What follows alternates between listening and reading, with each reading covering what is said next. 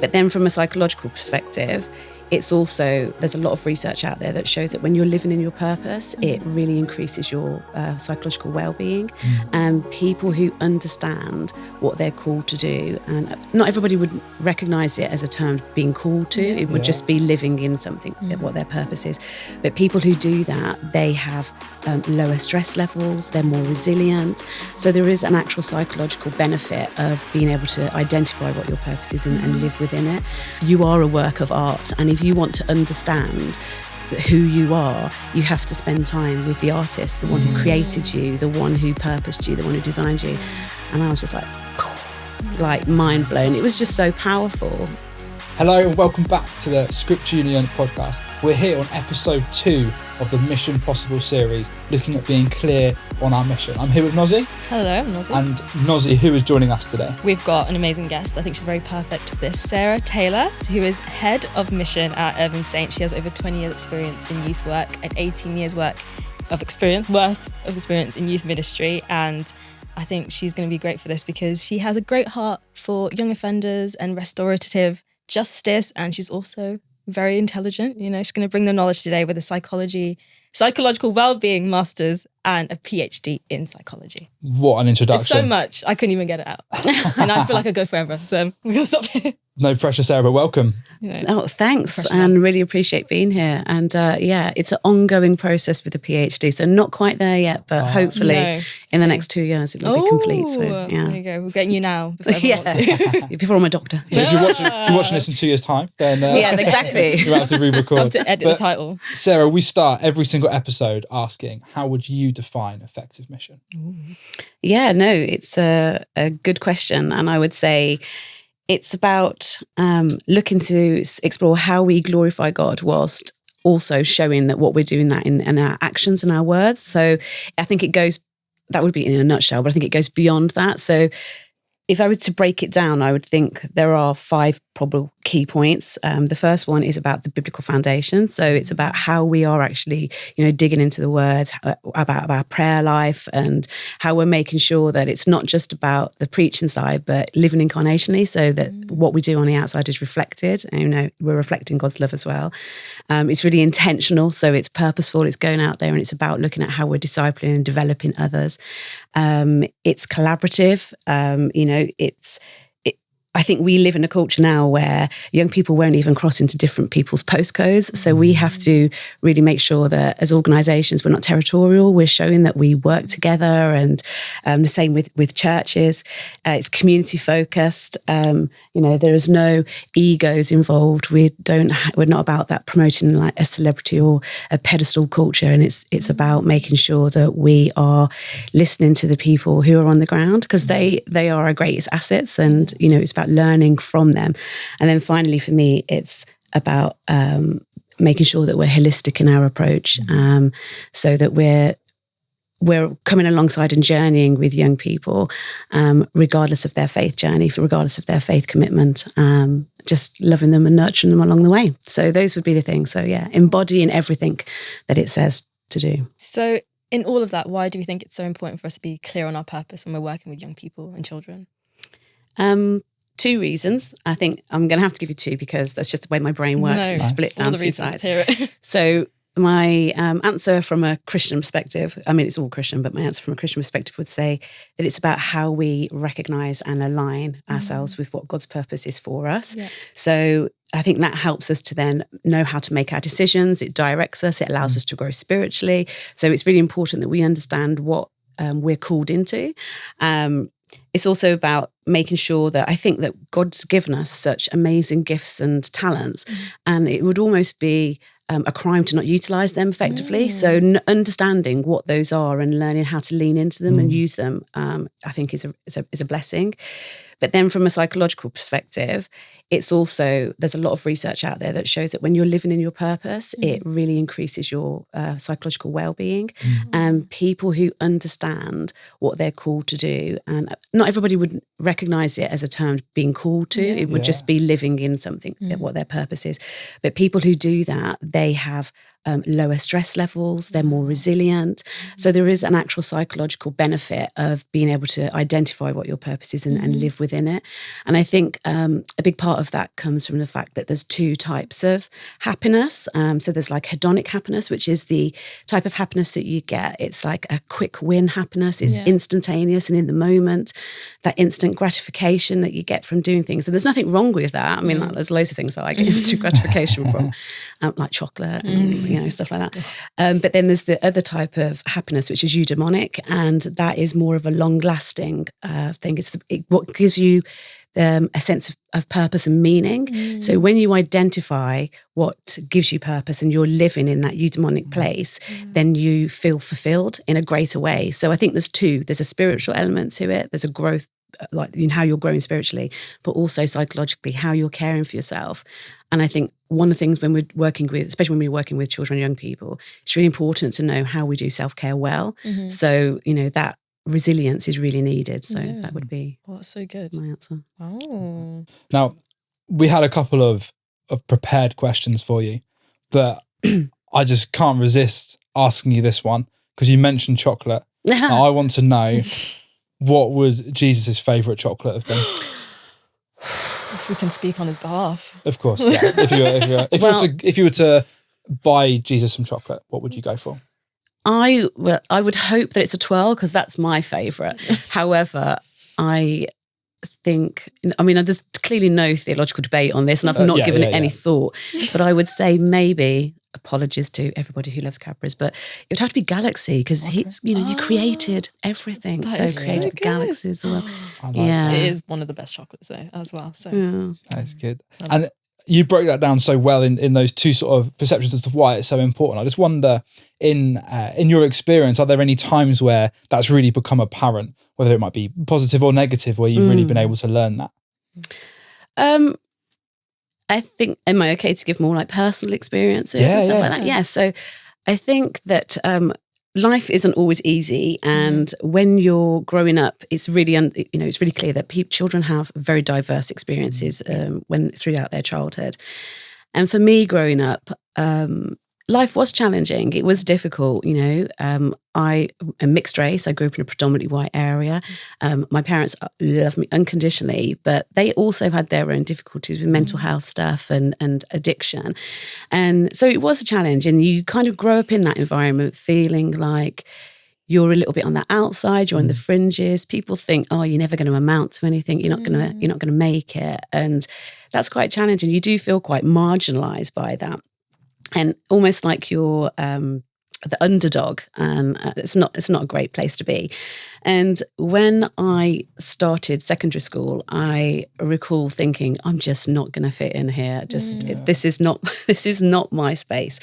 But God really stepped in and gave me this amazing tutor group teacher. And I'm going to call him out now. His name is Mr. Bond, like Peter Mr. Bond. Yeah, 007, the original. Big shout out to Peter Bond. He doesn't know I've just done that. So no permission or anything. But he was amazing. He was just this really tall. Maybe he wasn't that tall. Maybe it was just a case that we were all really little. But I remember him being really tall, like kind of geeky, and he had these rubber-soled shoes, and he used to walk around the corridors and you always could hear him coming because they were squeaking. No. Like it was not the coolest look, but he was profoundly kind, and he just took time to know the young people in his groups. And I always felt like he didn't just want to work with me, but he saw me for who I was, and he saw something in me that I didn't see in myself, which was a positive thing because I was this loudmouthed, sarcastic, wild, afro-haired child who had no social skills and very little confidence.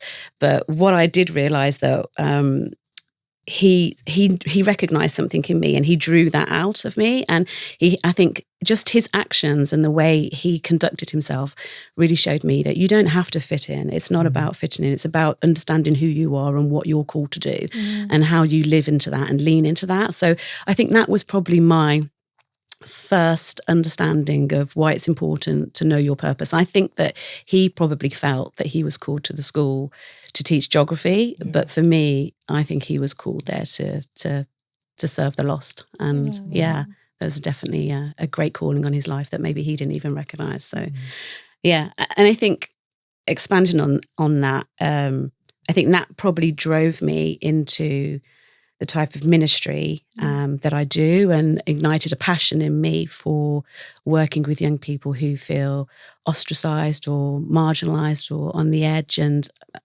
hence working with young offenders and doing restorative work. And then recognising there was a big shift for me when I moved into ministry, because it almost felt like these young people they've got Jesus, therefore they don't need anything. They've got the answer. They don't need anything else. But you just recognise after a while that people still need help. They still need to be able to be developed. They still need to learn how to grow in their faith. They still have troubles at home, and they still need you. And I think there's something really special about being able to identify that regardless of where you are on your faith journey, if you're called to support people, you can fill that gap. So that was part of it. I mean, you touched on it there, that work that you did with young offenders. I just wonder, when you were doing that, how were you really, I guess, clear on the purpose of that space? Because obviously I imagine a lot of it was to help them, to encourage them, I guess, not to do it again, and to really help them to grow. How were you clear on the fact that you were there to try and help them grow?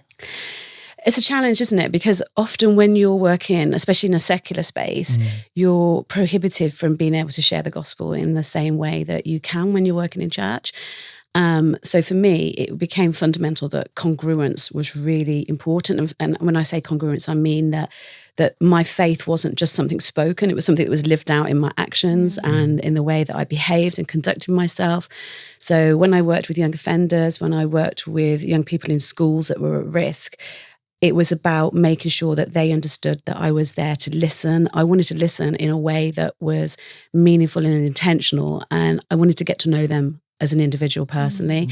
And they would often say to me, like, it's about going that extra mile and being consistent. And they would often say to me, like, why'd you do this? Why'd you continually turn up when I let you down? Why'd you show up? And I would be like, because I care, because, God shows up for me and he loves me and he loves you. And, I just want to show you a little bit of that. And so I think it was about making sure that my actions represented my faith in all times. And I think if I may just lean into that a little bit, I think that really became apparent to me when I did my master's, and I did my thesis based on the psychological effects on parents when their children are arrested for serious crime. And I spent time interviewing parents whose children had been arrested as a first-time offence for things like murder. It was like really serious crime. And it was such a privilege for me to listen to them, share their testimony, share their stories and their lived experiences. And it wasn't about condoning the crime. It wasn't about saying what those children had done was wrong, but it was about taking time to give them the space to share their story, because we often see that there's victim support, but there isn't a support system in place for an offender's family. Or not one that they can easily access. And so it was about giving them the space to share their experience and hearing and genuinely recognising that there are no winners in it. There is no winner in that outcome. Every family is impacted completely and devastated by that. And it was such an eye-opening experience for me, really humbling to hear them share so profoundly and so openly. To be trusted with that information that's really difficult for them was really key. And I felt like in that moment, again, my purpose was being outworked, that I was able to mediate and listen and care for and show empathy and compassion, which I would say my core values are empathy, inclusion and authenticity. And I was able to lean into them in a way that made me feel like actually I'm achieving what I'm called to do.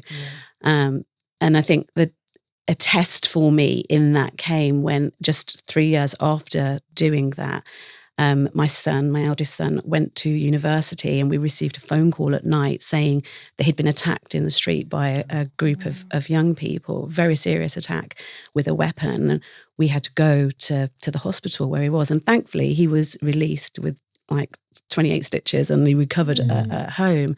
And that night, the police came to us and said, we've got CCTV, we'll be able to identify these perpetrators and we will charge them.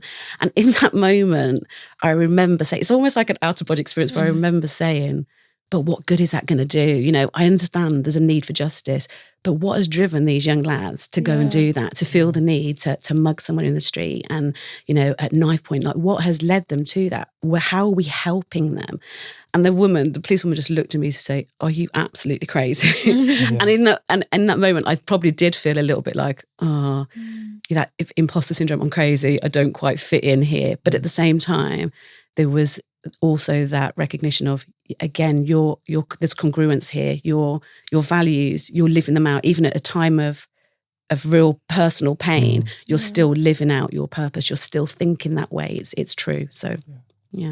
That's brilliant. And I think that's going to be so helpful. We work with so many churches that I guess are trying to do mission in that secular space, like you just mentioned. And sometimes in that space, it's not as easy to be able to communicate to the school or to the pupils, actually, you're here to kind of share Jesus and talk about Jesus. So actually being able to then be intentional about living out your purpose and being clear on it that way, rather than necessarily just sort of having it like mentioned in the name of your group or like right on the surface. I think that's going to be so valuable to so many of our listeners. Yeah, and what else would be valuable is any top tips that you might have for people that are going into mission, and kind of want to walk in a purpose and be clear about their purpose while they're in those spaces. Yeah, so I think the first one would be just to it's about identifying your purpose, so knowing how to do it. And I would say the first one would be seeking God. And I know that sounds really obvious and like kind of cliche, but spending time in prayer and in the Word, I do think that helps. And I think it helps us to not only see the bigger picture, but to understand what's on God's heart for us. I think, like, for example, I think it's I've always known that it's important when you're trying to identify what you're called to do to dig into the Word.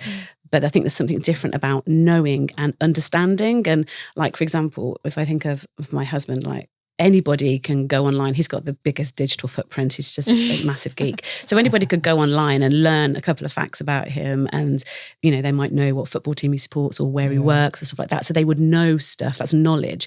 But that wouldn't mean they understand him. And, I've been married to him for years and I'm still learning to understand him now. So it's a long process to understand things. And I heard a guy speak recently, Stephen, I think his name is Stephen Foster, from St Aldate's in Oxford. And he was sharing a picture that his daughter had painted. And he was talking about how he'd had this conversation with his daughter about the picture, and she was describing all of the things that were in it and identifying things that he hadn't even noticed that were in the picture. And he went on to say, and I'm paraphrasing, so apologies, Stephen, but he was like, you are a work of art. And if you want to understand who you are, you have to spend time with the artist, the one who created you, the one who purposed you, the one who designed you.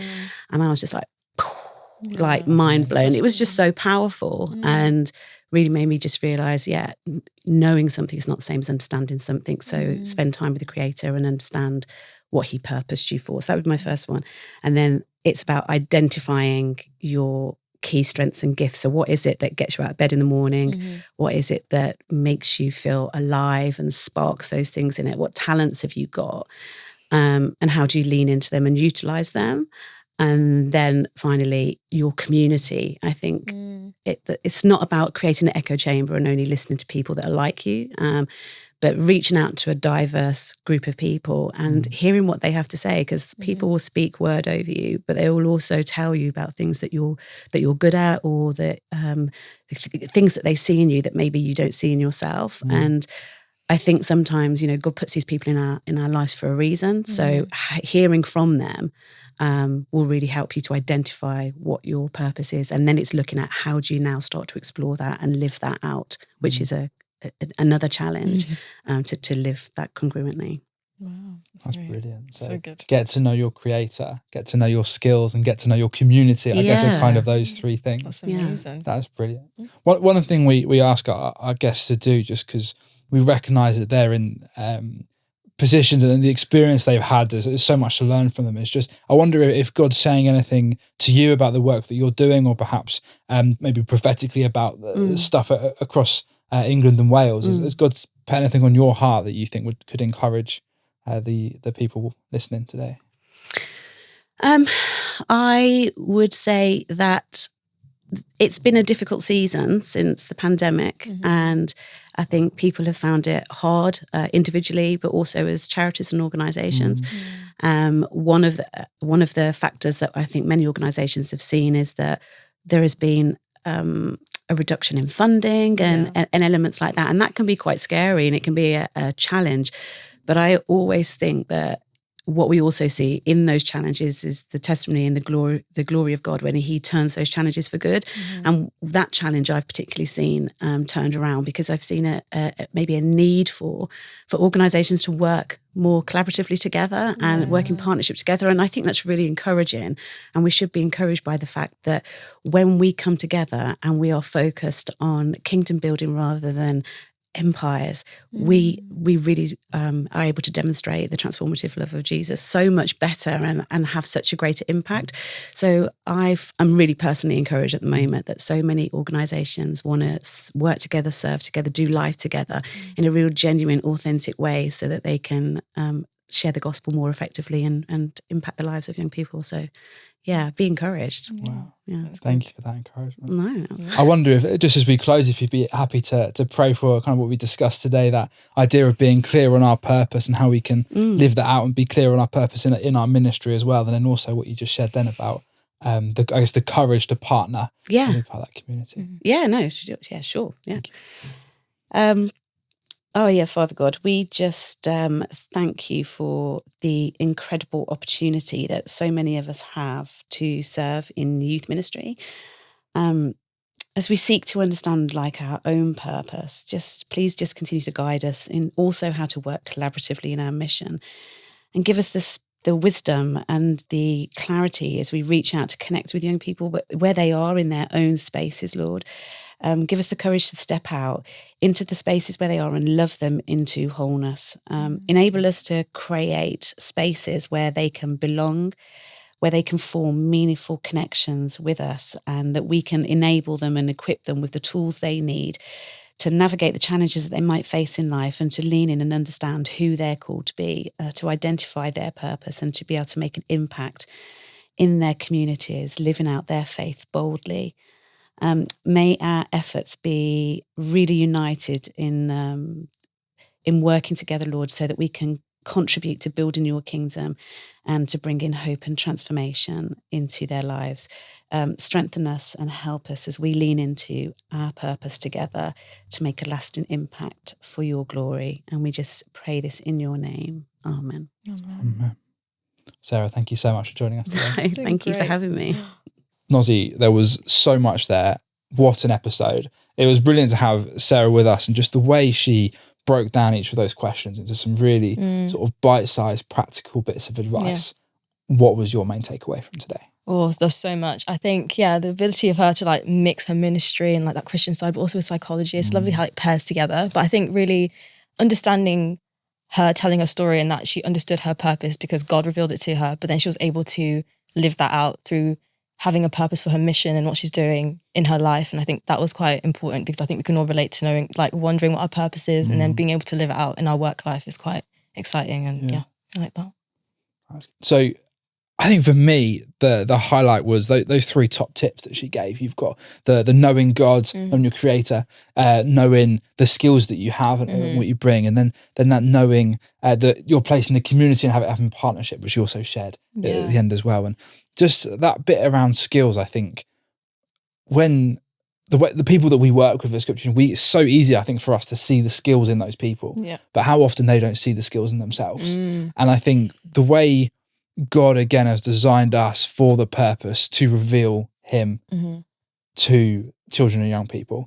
So I think it's so important to recognize the skills that God's given us and how that can then define, like you said, kind of our personal journey with God can then define our purpose as part of a team in our mission. And I just wonder if we took that away from today, the mission that we've got, focusing on the skills that God's given us and how we can take it into our mission. That's really good. And I also liked her little, bigging up of partnerships. I think we work really well with our partners, and I think working together as a collaborative can really help vision and purpose, and us making sure we're all walking down the same lane and road, making sure that we are revealing to Jesus the 95, which is what we want to do. Yeah. And I guess before we go, that's a great point.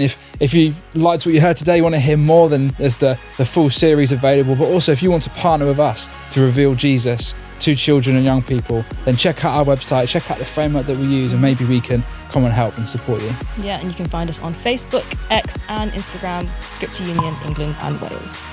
See you next time.